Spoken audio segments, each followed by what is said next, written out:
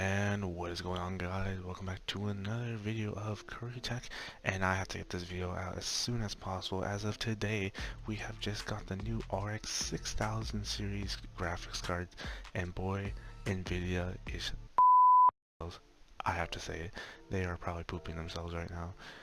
Like, these cards are a beast, and let's dive straight into everything because there is a lot to cover about this whole event. Anyway, on the top of the screen, you'll see a picture of the new Navi 21 based graphics card chip. It is a very big chip, as we saw on the video. It is huge compared to Ampere's architecture. And what they boast about RDNA 2 is high performance compute units, revolutionary infinity cache, which I'll go over later on the video, and breakthrough high speed design, and other advanced features that they say are advanced. And in order to get this high performance, they also claim that the cards only use 300 watts. Even their highest brand card only uses 300 watts. And the way that they got this was through persuasive fine-grained clock gating and aggressive pipeline rebalancing, which I'm guessing is just how they delivered and like just how they balanced the CPU, the chip, in terms of power efficiency and use. They don't go into real depth about how efficient they did it, but obviously when you're redesigning a chip on 7nm, you're obviously going to make it more efficient anyway, so they didn't really go into depth about that.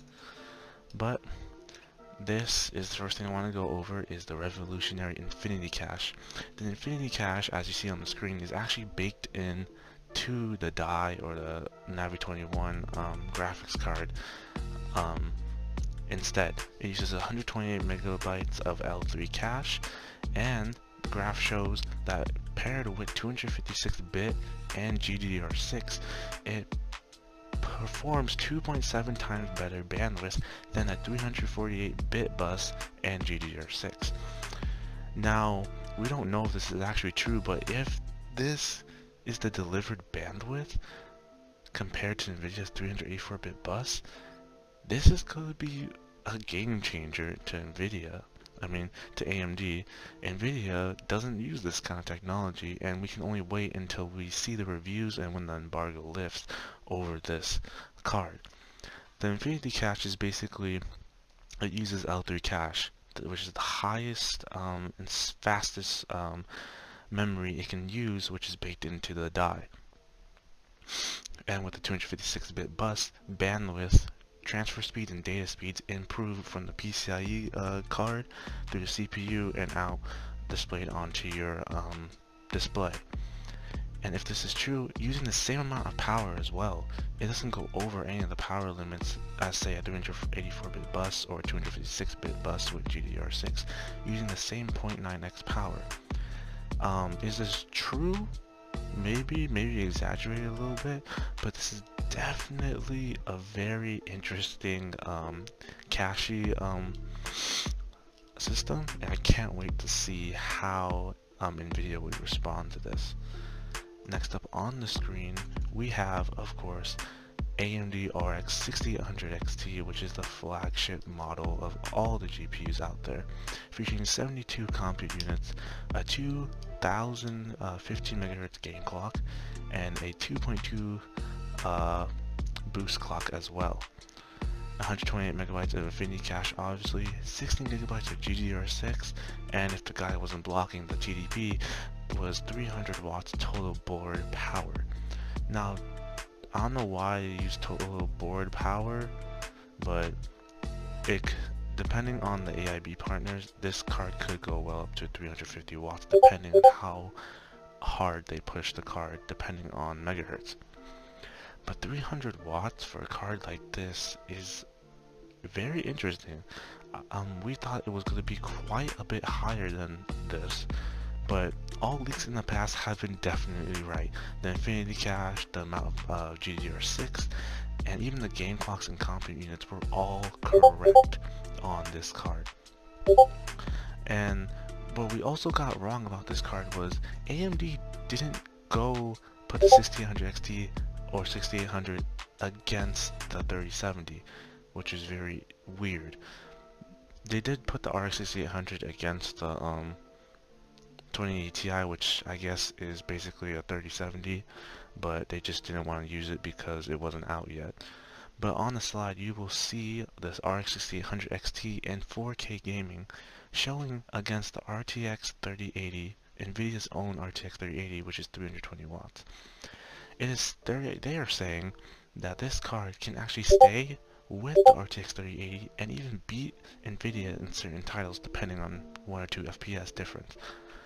And just the fact that AMD has come such a long way from graphics cards to where they are now is kind of amazing.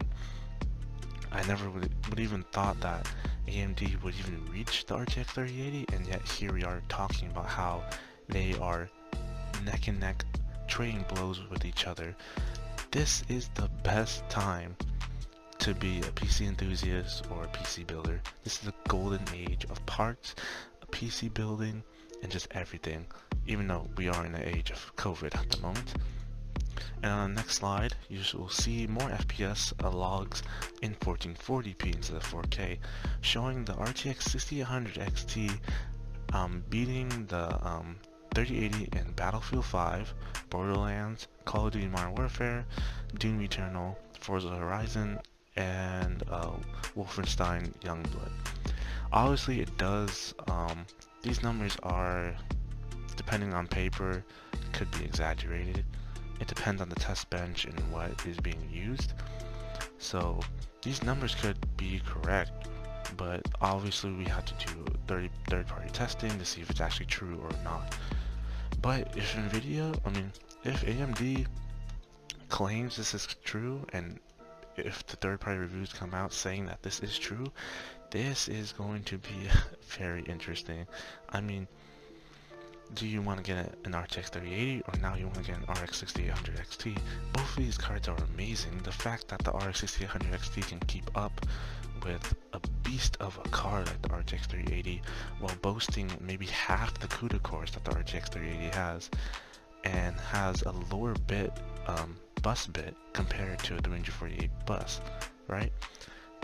I mean, this is just crazy. I was watching this live with a friend and we were just going crazy. I mean, we just never would have thought that this would actually be the case, right? I mean, I never would have thought about this. Another new feature that AMD has just announced is called the Rage mode, which when you have the AMD Adrenalin software, it's a one-click overclocking. So it has quiet, I believe that says standard, and then Rage, which overclocks the GPU to get the best performance, every bit of performance possible out of the card. It's going to be very interesting. There will be a bunch of reviews about it, and I'll hopefully get a review on it as well of how it works. So stay tuned for that. Very interesting feature. The next slide is going to show if it actually does help with FPS. Another new feature is called AMD Smart Access Memory. So now not only do we have Rage mode, but also AMD Smart Access. And what AMD is saying is when you pair the RX 5000 series CPUs with an RX 6000 series GPU, the CPU has full access to the GPU memory, meaning that both of the cards share the GPU memory, which is great because now the CPU can use the GPU memory as well. So 16 gigabyte GPU memory, and then you probably have 16 gigabytes of onboard RAM in your motherboard as well, and the CPU is just using all of these things. And it's said that it does help in performance, as seen on the next slide, showing about 6% improvement, 2% improvement, 13% improvement, but this is with the Rage mode and Smart Access memory. It's not that big of a difference, but it is a sort of increase in performance, just this much, and this is at 4K, by the way. And Forza, Doom Eternal, Gears of War 5, all these titles compared to the RTX 3080. And by the way, you have to have both of these turned on to get that kind of improvement.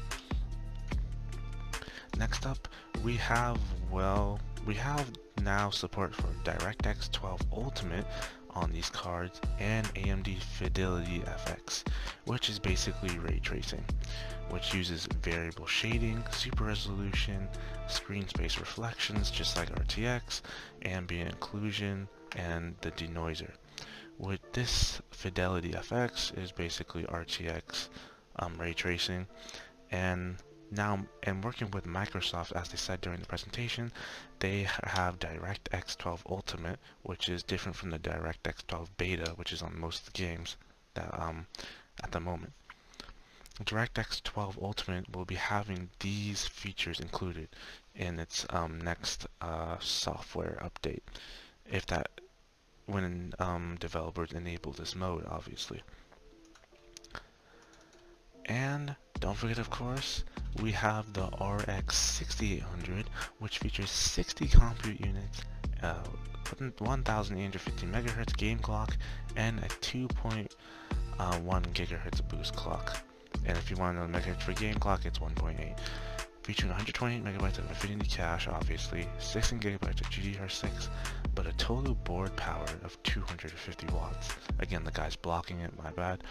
But 50 watts lower than the 6800, so, and 60 comp, and about 12 compute units less, meaning less cores, and meaning less power it needs to power those cores. And the pricing for the 6800 is $580, and the RX 6800 XT's pricing is $649 MSRP. If the cards are priced at around 550, then we would have had a major, this would have been like a killing for Nvidia. Like, it would have killed all the cards. Now, is Nvidia, if you bought an RTX 3080 before the AMD, is your card dead? Is your card already lower in performance? No. Don't worry if you already bought an RTX 3080, or if you even got one. If you already got one, then it's fine. The RTX 3080 is a great card, it's solid. All those videos of you seeing, oh, is RTX 3080, 3090 dead? I do believe the RTX 3090 might be dead though, so yeah, we'll get to that one in a bit. But for the 3080 and the RX 6800 XT, it is very interesting, as both are neck and neck ray tracing performance. But if the RX 6800 XT can keep that same performance as an RTX 3080, but for $50 less, that's a very compelling buy. $50 less, and also don't forget AIB partners make the cards higher than MSRP sometimes. So if AMD is right and can keep their drivers clean and safe and ready to go at launch, I see this as a win card, like a great card. I would recommend it to people. Overall, beast of a card. It is also said that the RX 6800, I don't have a picture of the graph at the moment, but it is said that against the RTX 2080 Ti, it is neck and neck and actually beats the RTX 2080 Ti in certain games as well. Which means the RTX 2080 Ti is just a placeholder for the RTX 3070, because the RTX 3070 hasn't come out yet, technically, for consumers. Now, at the end of the event, Lisa Su announced the RX 6900 XT, which is obviously Big Navi, which is the one that we know for the 80 compute units, the 2050 MHz game clock, and a 2.2 GHz boost clock, featuring 128 megabytes of Infinity cache, 16 gigabytes of GDDR6 memory, and a total board power of 300 watts, which I found kind of interesting, because since it was a 6900 XT, leaks were saying that it will at least be going to 2300 megahertz boost clock rather than 2250, but I'm guessing to save the total board power to keep it down, they brought the boost clock down instead. This is just a higher up version of the 6800 XT, but in this slide I'm going to show you, as see on the screen, they are saying that against the RTX 3090 that is over $1,500, it is boasting that the RX 6900 XT with, however, plus Rage mode, which is the overclocking, and Smart X memory, which is when the CPU shares the GPU memory, shares those memories for connection. It is saying that in 4K, the 6900 XT beats the 3090 or is on par with the 3090. And the total price of the RX 6900 XT is $1,000 compared to Nvidia's $1,500. Now, you're probably asking, well, why don't you just have it on stock without Rage Mode and Smart Access? I'm guessing that when those are off, you're probably going to be either at tied with performance of RTX 3090, or you're going to be lower. But for $500 less, I would buy this card. If you really want the best of the best for cheaper than an RTX 3090, the 6900 XT for $1,000 is a great buy if these numbers are true. We do not know until the embargo lifts on these cards, which is on November 11th, or no, November 18th for 6800 XT, and I believe it was December the 8th for the 6900 XT. So we have a month or so to wait until these cards are actually out for consumers and until we get to see these reviews on the cards from Jay's 2 cents or Bitwit. For me, now, since this is getting to that golden age, AMD just dropped a bomb on Nvidia, and now Nvidia's in emergency mode, putting out RTX 3080 Ti's and 3070 Ti's as in my last video. And by the way, go check that out if you haven't. Very good video. And now it's becoming a race.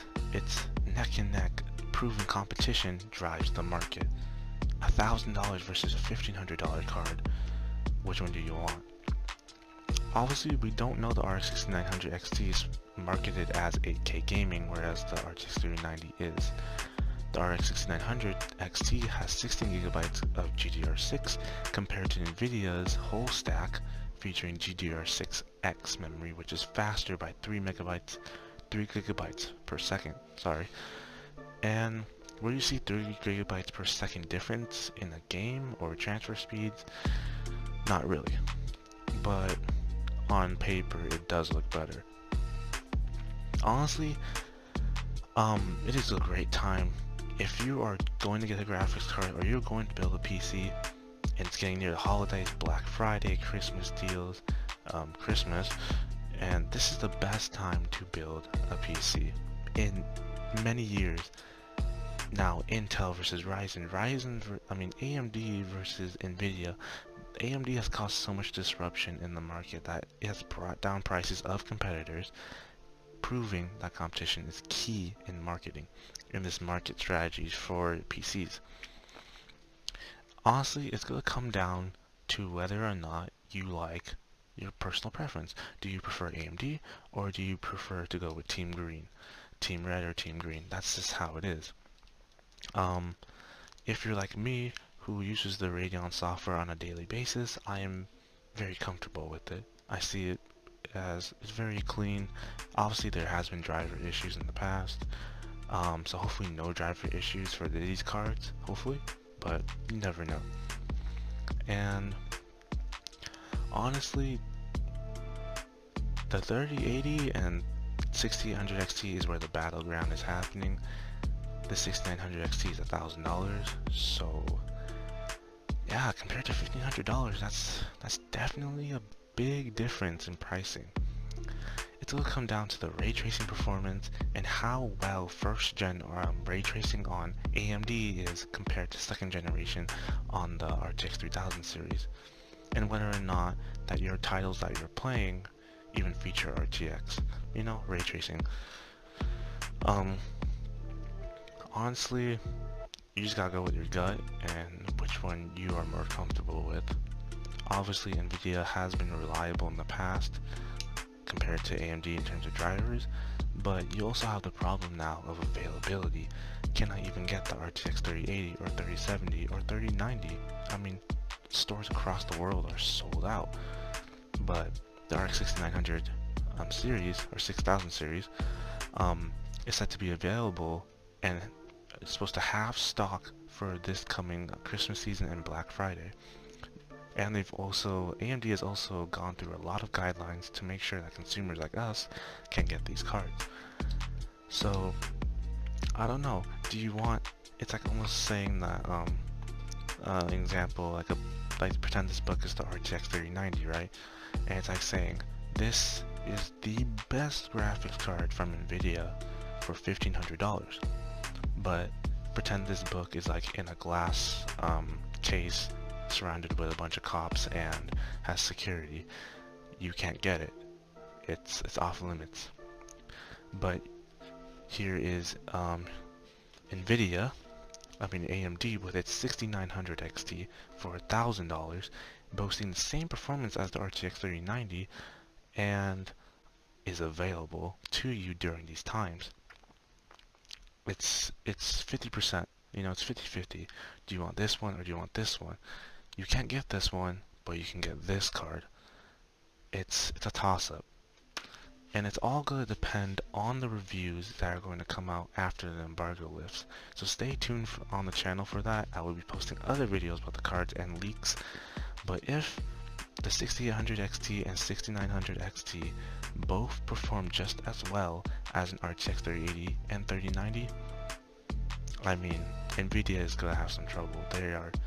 I feel bad for Nvidia reps and marketers over at Nvidia right now, because they are probably scrambling at least a little bit, feeling a little bit of panic, because AMD definitely dropped a bombshell, just like they did with 2nd gen Ryzen to Intel. But anyway, thank you guys for watching. Stay tuned for the channel on more leaks. I'll be going over the RTX 3070, which will be coming out tomorrow, so stay tuned for that. Leave a like, drop a comment down in the comment section down below. Tell your friends to subscribe. It really means a lot to me, by the way. Anyway, I love this community, and keep on gaming. Peace out.